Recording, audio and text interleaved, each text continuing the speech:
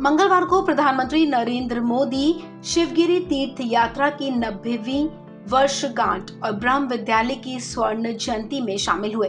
इस कार्यक्रम के उद्घाटन समारोह में प्रधानमंत्री मोदी ने कार्यक्रम को संबोधित करते हुए कहा कि तीर्थदानम और ब्रह्म विद्यालय की स्वर्णिम यात्रा में इस आयोजन में लाखों करोड़ों अनुयायियों की अनंत आस्था और अथक परिश्रम शामिल है।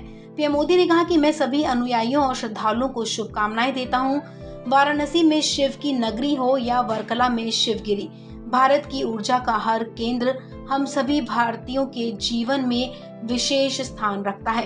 ये स्थान केवल तीर्थ भर नहीं है, ये आस्था का केंद्र भर नहीं है, ये एक भारत श्रेष्ठ भारत की भावना के जागृत प्रतिष्ठान है। पीएम मोदी ने कहा कि श्री नारायण गुरु ने आधुनिकता की बात की, लेकिन साथ ही उन्होंने भारतीय संस्कृति और मूल्यों को समृद्ध भी किया। पीएम मोदी ने कहा कि नारायण गुरु ने शिक्षा और विज्ञान की बात की, लेकिन साथ ही धर्म और आस्था की हमारी हजारों साल पुरानी परंपरा का गौरव बढ़ाने में कभी पीछे नहीं रहे। साथियों, श्री नारायण गुरु ने हमें मंत्र दिया था, औरु जाति औरु मथम औरु देवम मनुष्यम।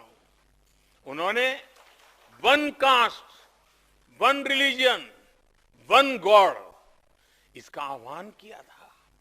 अगर हम नारायण गुरु जी के इस आह्वान को बहुत गूढ़ता से समझे, इसके भीतर छिपे संदेश को समझे, तो पाएंगे कि उनके इस संदेश से आत्मनिर्भर भारत का भी मार्ग बनता है। हम सभी की एक ही जाति है, भारतीयता।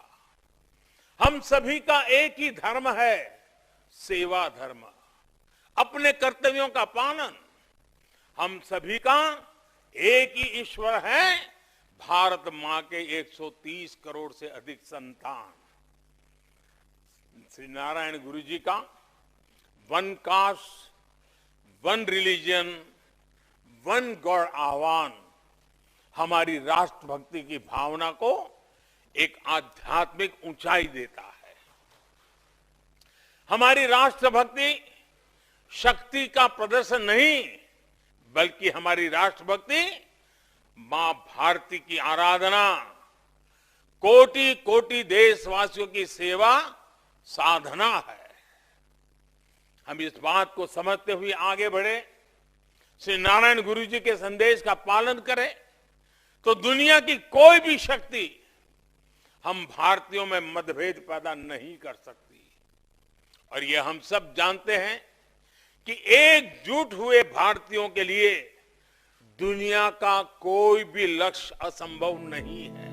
अपने संबोधन में पीएम मोदी ने केदारनाथ त्रासदी का भी जिक्र किया। पीएम मोदी ने कहा कि मैं नहीं जानता हूं कि आप लोगों के साथ मेरा क्या नाता है, लेकिन कभी कभी मैं अनुभव करता हूं जिसे मैं भूल नहीं सकता। पीएम मोदी ने कहा कि जब केदारनाथ में बड़ा हादसा हुआ था, देश भर के यात्री जीवन और मृत्यु के बीच जूझ रहे थे। उत्तराखंड और केंद्र में कांग्रेस की सरकार थी। केरल से ही एक एंटनी रक्षा मंत्री थे। बावजूद इसके मुझे शिवगिरी मठ से फोन आया कि हमारे सारे संत फंस गए हैं, उनकी स्थिति का पता नहीं लग पा रहा। मोदी जी, आपको ये काम करना है। पीएम मोदी ने कहा कि आज भी मैं ये सोच नहीं पाता हूँ कि इतनी बड़ी बड़ी सरकारें होने के बावजूद मठ को इस काम के लिए मुझे ये आदेश देना पड़ा। पीएम मोदी ने कहा कि गुरु महाराज का आशीर्वाद था कि मुझे ये पुण्य काम करने का मौका मिला। सभी संतों को मैं वापस लेकर आया। उस फोन कॉल में ही ऐसा गुरु महाराज का आशीर्वाद था कि उन्होंने इस पवित्र काम के लिए मुझे चुना। पीएम मोदी ने कहा कि तीर्थदानम की 90 सालों की यात्रा और ब्रह्म विद्यालय की गोल्डन जुबली है। ये केवल एक संस्था की यात्रा नहीं, ये भारत के उस विचार की भी अमर यात्रा है जो अलग अलग कालखंड में आगे बढ़ता रहा है। भारत के दर्शन को जीवंत बनाए रखने में, भारत की आध्यात्मिक यात्रा को आगे बढ़ाने में अहम योगदान निभाया है। वर्कला को तो सदियों से दक्षिण का काशी कहा जाता है। अपने संबोधन में पीएम मोदी ने कहा कि आज से 25 साल बाद देश अपनी आजादी के 100 साल मनाएगा और 10 साल बाद हम तीर्थदानम के 100 सालों की यात्रा का भी उत्सव मनाएंगे।